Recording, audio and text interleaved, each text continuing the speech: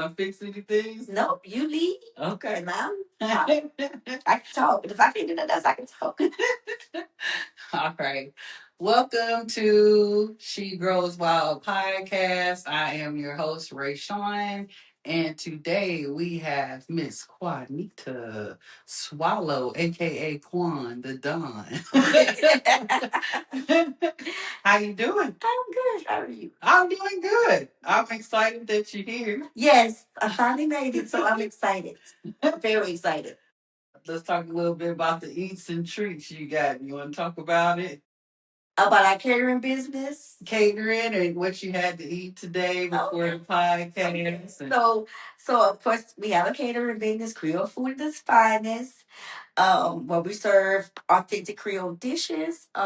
Today Miss Rashawn was lovely enough to fix us some good fried catfish and salad, and we ate good and drank some good red wine, and now we're here. oh, y'all don't short on the green beans and the Oh yeah, we brought green beans and rice dressing. Yes, not any kind of rice dressing. yes, good Creole Southwest Louisiana rice dressing. Homemade home ground meats. There we go. Yes, There we go. yes. That I think that's important. Yes, yes. All the meats in the rice dressing were home ground Oh, in my kitchen. Yes, yes. Piece of fish. yes. Y'all eat good like that all the time. We do. We eat very well. Yeah. We have big family and everybody likes to eat. So Oh God. yes. Music to my ears. Yes. So we're gonna kick it off. We're gonna start off a little bit about talking a little bit about your childhood, talking about little Quan. So I am the oldest of three. With my mom. My dad has two other children, but I'm the oldest of all the kids. I am the only girl. Huh. Yes. So I'm the oldest, the only girl, and I always tell them there's only one me. They can never do it again. Never repeat it. So I have with my mom I have two brothers. One is 3 years younger than me and one that is 5 years younger than me. And then in 2020, during the pandemic, I found out I had a brother that lives in Canada. Wow. Through Ancestry DNA. Come on. Did an Ancestry DNA profile, sucked my swab in, came back that I was related to someone in Canada. And he matched with me and both my brothers. And I found him on Facebook and I messaged him and we've been in contact ever since. Oh, is he older than you? He's younger than me. He's 30, 37. So he's about, I think he's 37. So he's about 12 years younger than me. What? Yes. Oh. Yes. And then I have a younger brother who is like 34 with my dad also. Okay, yes. Okay. So are you the poster older? I am definitely the boss. I am the poster older child. I am the boss. I am the boss. Are they all taller than you? Everybody's taller than me. Even my grown children are taller than me. Everybody's taller than me. But so yeah, so brothers, all brothers, four boys. But two with my mom and then two with my dad. But me and my brothers with my mom, we share the same dad too. So okay. Yeah. Yeah. So talk a little bit about, just kind of growing up in that dynamic, going to school and growing up going to school, I was, I was always a very smart child, older, mentally, than for my age. Like I was very mature, very mature. I mean, I think being the oldest child, you always have to be mature. Mm-hmm. You always have to look out for your siblings and those things. So I was very mature for my age. I make good grades. I was always a very good student, top of my class. I was a good child, I would say. And my mom says that too. I was a good child until we got to the teenage years. Then that changes. Okay, I got you. Yeah. And the dynamic between your mom and your dad. You want to talk a little bit about that? Yeah. So my mom and my dad, they had us in their early 20s. So my mom was 20 when she had me. My mom and my dad were 20 when they had me, and then so they had the three of us by the time they were 25. And they got divorced. Well, they didn't get divorced then, but they kept together, break up, get back together, break up, get back together, break up, get back together. Um, until eventually they did divorce. They probably divorced when I probably was about, I'm gonna say maybe about between 10 and 12 years old, somewhere around that age, they divorced. My mom raised us in Elton um, as a single mother for the most part. My dad was in and out, um, not really stable. He was, we would see him here, see him there. Sometimes we wouldn't see him for years. And then all of a sudden he'd pop back up, hey, I'm home, I'm back. But I ended up having a very good stepfather. Okay. I had a very, very good stepfather who came into our lives. I was 8, I think, when he came into our lives. Yeah, I had to be about 8. And he slowly, gradually, um, he slowly dated my mom. I was thinking about it as an adult now. As a child, you see things and you don't really realize um, what's happening, I guess I would say. Mm-hmm. But as an adult that I am now, I realized that he was such a good man because we were little kids. He never spent a night until the day him and my mama got married. He never stayed overnight. Um, he he didn't have any children of his own. So you come into a relationship with this woman who has 3 children, 8, 5, and 3. 8, 5, and 3 at the time. And basically I was the kid that I was so used to, I guess, I'm not gonna say being the boss of my family, but kind of controlling the dynamics. It was kind of hard for me at first when I see this person coming in who is structured, and I'm not necessarily having that structure because I'm basically doing what I want to do most of the time. And then I get this person who has this structure who really meant what was best for us. Um, and so he came in the picture. Like I said, I was 8. And I never forget, him and my mom started dating right around Christmas. And my mom was single. I don't even know if she had a job at this point, but she was single, struggling, trying to take care of us, and she didn't have money to buy us Christmas gifts. And so he gave her $20 to buy us Christmas gifts. And she bought me a Raggedy Ann doll. She bought my brother that's next to me in age, a big fire truck, and my little brother a smaller fire truck. With that $20.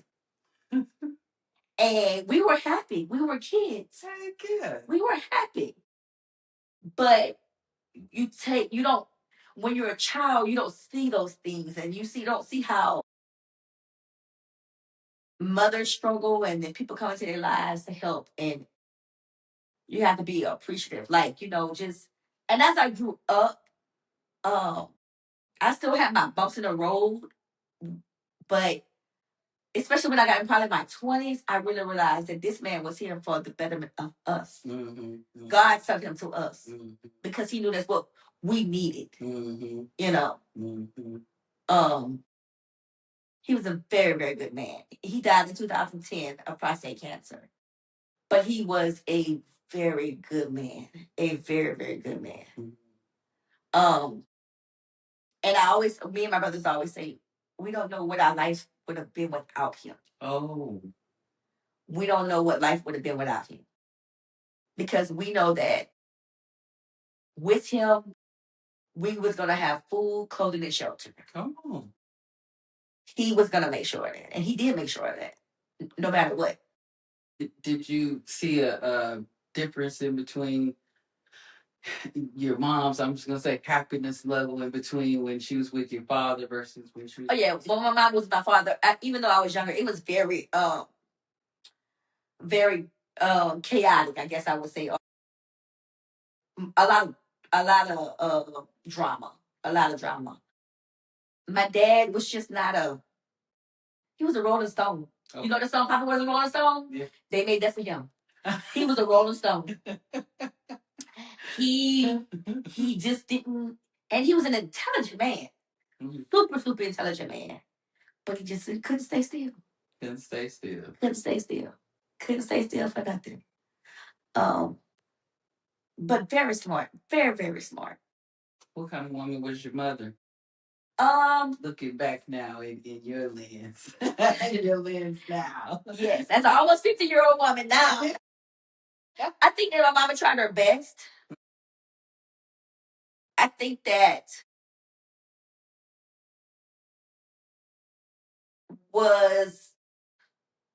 she was in an environment that didn't encourage her.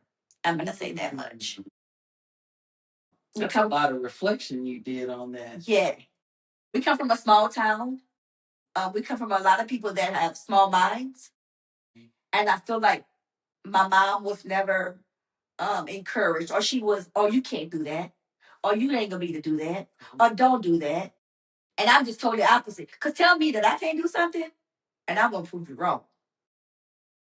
So I feel like she was almost a victim of her circumstances most of the time.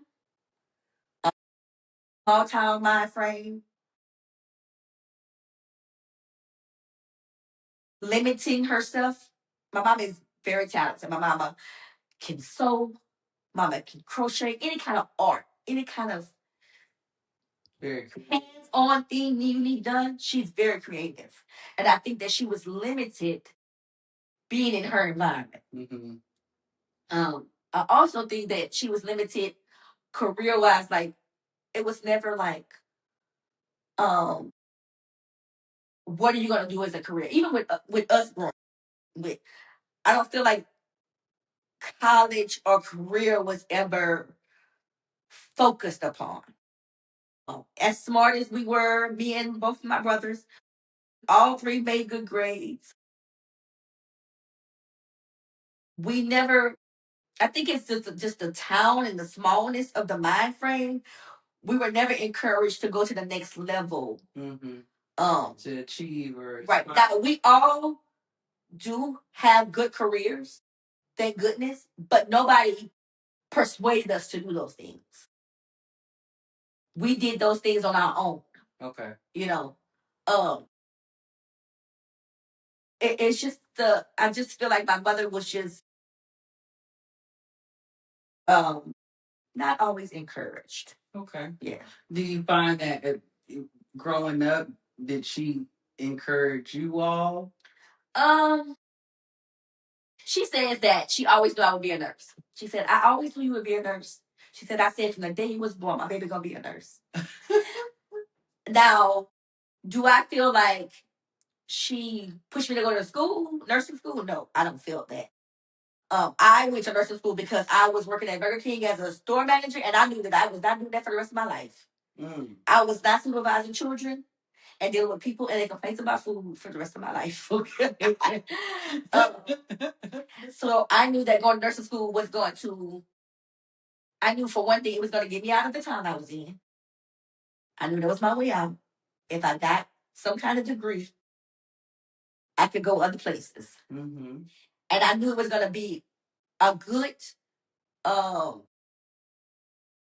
profession for a long time. Did you see any of those examples? Somebody that you looked up to? Not one person. Not one. Not one person. Baby Cosby Show, I saw the example of what I thought would be a good family dynamic.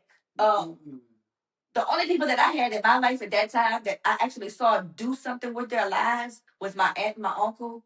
But they never had any kids. So I had children young. So they couldn't really be my role models, on that point. Now, they are my role models and to see that I see that you live a good life and you live a nice life. And of course, I always wanted to live like that. And thank God that I was blessed to be able to live a good life like that. As to see, like, family dynamic wise of that, no. Most of the family dynamics that I saw were dysfunction. I hate to say a lot of a lot of alcoholism, a lot of drug addicts, um, a lot of dysfunction. A lot of dysfunction. Mhm. Now, as a kid, you might not have recognized or known that, but do you think a lot of perhaps family traumas and things going on in their lives were some of the causes? A lot of it was generational. A lot of it was generational. Um, it's definitely, I do believe that alcoholism and